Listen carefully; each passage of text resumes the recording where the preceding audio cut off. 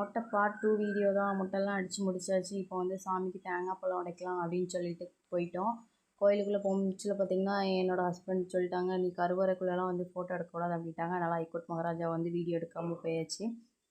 போகும்போது பார்த்திங்கன்னா வாசல்லே வந்து மாலைலாம் வச்சு நிறைய விற்றுட்ருப்பாங்க. என்னோடய ஹஸ்பண்ட்டை ரெட் கலர் வாங்கலாமா எல்லாம் ஒயிட் கலர் வாங்கலாமான்னு கேட்டுட்ருந்தேன். ஆனால் அந்த ஆச்சி 2 மாலை எடுத்து வச்சு 50 ரூபா கொடுங்க அப்படின்ட்டாங்க.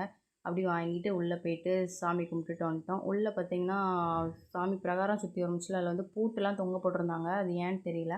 அப்படியே நம்ம வந்து அங்கே சாமி கும்பிட்டுட்டு ஆப்போசிட்டில் இருக்க பேச்சியம்மன் கும்பலாம் அப்படின்னு வந்தோம்.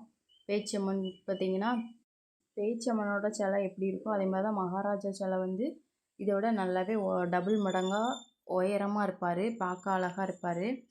நாங்கள் போகிற டைம் பார்த்திங்கன்னா அப்போ தான் பூஜைக்கெல்லாம் ரெடி பண்ணிகிட்டு இருந்தாங்க. பூஜை பார்க்கல. அப்படியே நம்ம பேச்சம்மலை சுற்றி கும்பிடும்போது பார்த்திங்கன்னா இங்கேயும் வந்து பெரிய கல்லேருந்து சின்ன கல் மாதிரி வரிசையாக அடுக்கி வச்சுருந்தாங்க. இதுவும் ஏன்னு தெரியல.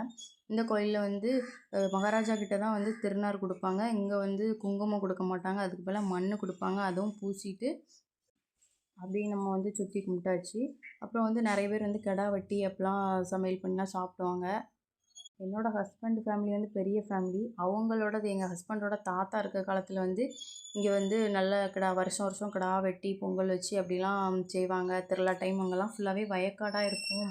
அங்கே தான் நாங்கள்லாம் அந்த துணி மாதிரி விரித்து அங்கே உட்காந்துருப்போம் திருவிழா பார்க்கறதுக்கு அப்படின்னு சொல்லுவாங்க. அப்படியே தம்பிக்கு வந்து அம்மா அப்பாட்ட திருநார் பூசிட்டு எல்லாருமே ஐஸ்கிரீம் வாங்கி சாப்பிட்டுட்டு இருந்தாங்க. ஆனால் நான் சாப்பிடல. கொஞ்சம் வெயிட் லாஸ் பண்ணலாம் அப்படின்ட்டு முடிவு எடுத்திருந்தேன். போன வாட்டி பாப்பாவுக்கு மொட்டை அடிக்க ஆரம்பிச்சது பார்த்திங்கன்னா ரெஸ்ட் ரூம் போகலான்னு சொல்லிட்டு போயிருந்தேன். ஆனால் அதுக்கு பின்னாடி சுடுகாடு இருக்குதுன்னு எனக்கு தெரியாது.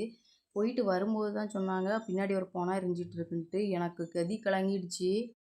அப்படியே நம்ம சாமிலாம் கும்பிட்டுட்டு வீட்டுக்கு கிளம்பியாச்சு. இடம் பார்த்திங்களா எப்படி இருக்குன்ட்டு ஃபுல்லாகவே வயக்காடு தான். சுற்றி முற்றி வயக்காடாக தான் இருக்கும்.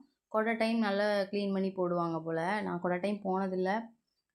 இந்த ஆகஸ்ட்டில் வந்து கொடை வரதா கேள்விப்பட்டேன். போக முடிஞ்சால் போகணும். சரி, நம்ம வீடியோ பிடிச்சிருந்தா லைக் பண்ணுங்கள், ஷேர் பண்ணுங்கள், சப்ஸ்கிரைப் பண்ணுங்கள். இந்த கோயில் வந்து குரங்கணி அம்மன் கோயில்னு சொல்லுவாங்க. நான் 2 டைம் வரும்போது பார்த்துருக்கேன். ஆனால் உள்ளே போனதில்லை. ஓகே ஃப்ரெண்ட்ஸ், பாய்.